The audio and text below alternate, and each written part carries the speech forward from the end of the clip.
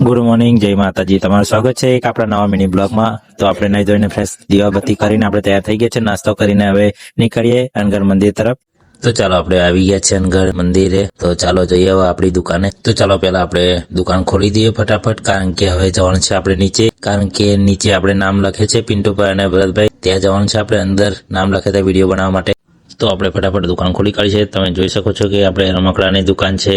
તમારે પણ જોતા હોય તો આવી જજો અનગઢ મસાણી માતાજીના મંદિરે. તો ચાલો આપણે નીકળી ગયા છે નીચે મંદિરે જવા માટે. અને વિડીયો ગમે હોય તો લાઈક કરી દેજો અને આપણી આઈડીને ફોલો કરી દેજો. આપણે નીચે આવીને જોયું તો આપણા ભરતભાઈ ફૂલાના આવડીમાં મૂકી દીધા હતા અને આપણે નીકળવાની તૈયારી હતી નામ લખવા જવાની. પછી આપણા ભરતભાઈ કહે છે કે જે બાધાવાળા ભાઈને પહેલા મૂકી આવું ત્યાં, પછી આવું બીજી વાર. જો તમારે પણ આવું નામ લખાવે તો ટોટલ 250 કિલો ફૂલો જોઈએ છે. એમાં આપણે 200 કિલો નીચે પથરવાના જોઈએ અને 50 કિલો નામ લખવાના જોશે. એમાં આપણે અત્યારે લખવાના છે વ્હાઈટ ફૂલ નીચે પથરવાના છે અને ગુલાબથી નામ લખવાનું છે. પછી આપણા પિન્ટુભાઈ ફટાફટ કોથળા ખોલીને ફૂલ પથરવાના ચાલુ કરી દીધા છે.